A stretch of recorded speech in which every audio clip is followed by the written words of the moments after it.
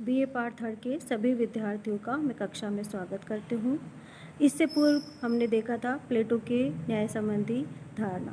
प्लेटो ने न्याय संबंधी सिद्धांत का विवेचन करने से पूर्व तत्कालीन समय में प्रचलित न्याय संबंधी सिद्धांत जैसे न्याय का परंपरागत सिद्धांत, न्याय का क्रांतिकारी सिद्धांत और न्याय का कार्यकरण सिद्धांत का विवेचन करते हुए उसका खंडन किया था, क्योंकि उनका ये मानना था कि तत्कालीन समय में प्रचलित जो भी न्याय से संबंधित सिद्धांत है वो नितांत व्यक्तिक और अनैतिक सिद्धांत है। उनका ये मानना था कि ये नितांत व्यक्तिक सिद्धांत इसलिए है क्योंकि ये व्यक्तिगत हित की बात कहते हैं, व्यक्तिगत हित के लिए न्याय की स्थापना की बात करते हैं। और अनैतिक सिद्धांत इसलिए है क्योंकि ये नैतिकता पर आधारित नहीं है, ये सार्वजनिक हित पर आधारित नहीं है। इसलिए प्लेटो ने उन सिद्धांतों को व्यक्तिक और अनैतिक कहते हुए ठुकरा दिया और इसके स्थान पर उनका मानना था कि न्याय सिद्धांत जो है वो बाह्य वस्तु नहीं है, जैसे कि सिफालस, पॉलीमार्क्स, थ्रेसिमैक्स और ग्लाउकन के द्वारा प्रतिपादित जो सब सिद्धांत थे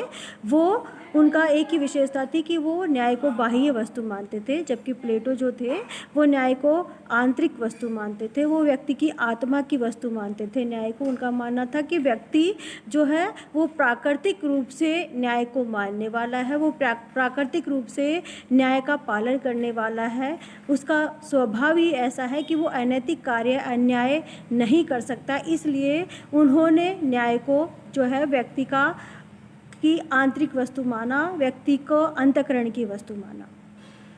इसके आगे हम देखते हैं कि प्लेटो ने दो प्रकार के न्याय की बात कही थी, एक तो व्यक्तिगत न्याय और दूसरा राज्य और सामाजिक न्याय। व्यक्तिगत न्याय के संदर्भ में उनका ये मानना था कि उनकी धारणा थी कि मानव आत्मा में 3 तत्व या अंश विद्यमान होते हैं, जैसे इंद्रिय तृष्णा, शौर्य, बुद्धि। ये तीनों गुण जो है जब उचित अनुपात में मानव मस्तिष्क में विद्यमान रहते हैं तभी व्यक्ति न्याय का पालन कर सकता है। दूसरे शब्दों में इंद्रिय तृष्णा, शौर्य और बुद्धि का उचित समन्वय और सामंजस्य व्यक्ति के जीवन में न्याय प्रतिपादित करते हैं। जिस प्रकार से मानव आत्मा के 3 गुण बताए थे प्लेटो ने, तृष्णा, शौर्य और विवेक, उसी प्रकार राज्य से संबंध में या राज्य के संदर्भ में प्लेटो का मानना है कि राज्य मानव मस्तिष्क का ही व्यापक रूप है। राज्य जो है वो विभिन्न मनुष्यों से मिलकर बना होता है, सभी मनुष्य राज्य में निवास करते हैं, इसलिए राज्य जो है वो मानव का ही व्यापक रूप है या मानव मस्तिष्क का ही व्यापक रूप है। उन्होंने ये माना कि जिस प्रकार से एक व्यक्ति में 3 गुण विद्यमान होते हैं उसी प्रकार से राज्य में भी 4 गुण विद्यमान होते हैं। उनमें होता है बुद्धिमत्ता, साहस, संयम और न्याय। बुद्धिमत्ता, साहस और संयम ये तीनों गुण जो है ये प्रतिनिधि रूप से राज्य के 3 वर्ग होते हैं, जिन्हें क्रमशः हम शासक वर्ग कह सकते हैं, अर्थात विवेक प्रधान व्यक्ति शासक वर्ग का कार्य करता है, शौर्य प्रधान व्यक्ति सैनिक से संबंधित कार्य करता है या रक्षात्मक कार्य करता है, उसी प्रकार से शुद्धा प्रधान व्यक्ति या संयम प्रधान व्यक्ति जो है वो उत्पादन से संबंधित कार्य करता है या सेवक वर्ग से संबंधित कार्य करता है। इस प्रकार से प्लेटो ने जो है वो राज्य को व्यक्ति का ही व्यापक रूप बताया है। यही माना है कि जिस प्रकार से एक व्यक्ति में 3 गुण की प्रधानता होती है उसी प्रकार से एक राज्य में 3 वर्ग अवस्थित होते हैं और इन्हीं गुणों के आधार पर सभी व्यक्ति जो है वो राज्य तीन वर्गों में विभक्त हो जाते हैं। इसके साथ साथ प्लेटो ने ये भी बताया कि न्याय क्या है और उसका स्थान कहाँ है। इस संदर्भ में प्लेटो ने कहा कि प्रत्येक व्यक्ति जो है अपने निर्धारित जो गुण होते हैं, अपने जो आत्मा के गुण होते हैं, अपने प्राकृतिक जो गुण होते हैं, उन प्राकृतिक गुणों के अनुसार प्रत्येक व्यक्ति अपने निर्धारित कर्तव्यों का पालन करता रहे और साथ साथ दूसरे व्यक्तियों के कार्यों में हस्तक्षेप नहीं करे। इसी में जो है न्याय अवस्थित होता है। प्लेटो की न्याय अवधारणा के संदर्भ में बार्कर का विचार है कि न्याय का अर्थ है प्रत्येक व्यक्ति द्वारा उस कर्तव्य का पालन जो उसके प्राकृतिक गुणों एवं सामाजिक स्थिति के अनुकूल है। नागरिक की स्वधर्म की चेतना तथा सार्वजनिक जीवन में उसकी अभिव्यंजना ही राज्य का न्याय है।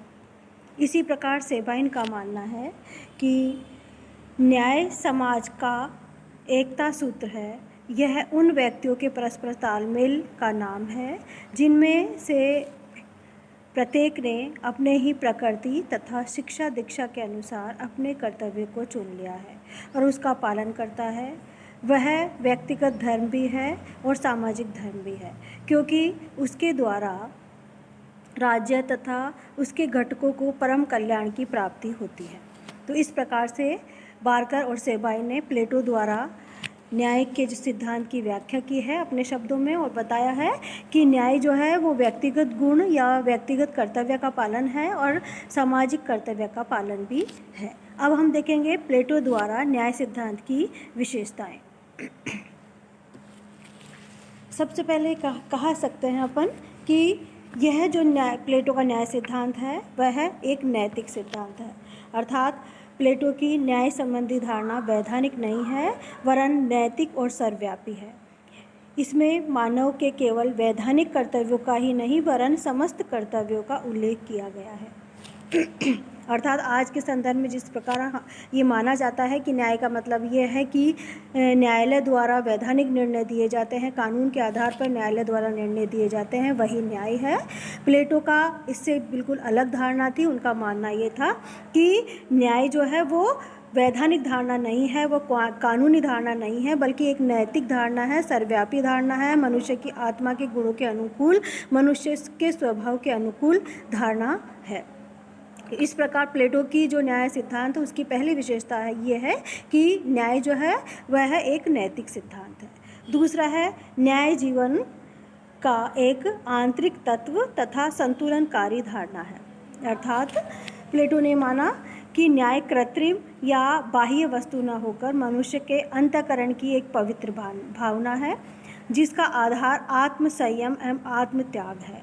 इसमें इस बात पर बल दिया गया है कि जीवन में अति को नहीं वरन संतुलन को अपनाया जाना चाहिए। अर्थात प्लेटो ने कहा कि जिस प्रकार से थ्रेसीमेकस, पॉलीमार्कर ने माना था कि न्याय जो है एक बाह्य वस्तु है, उसको बाहर से व्यक्तियों पर लागू किया जाता है, ऐसा नहीं है।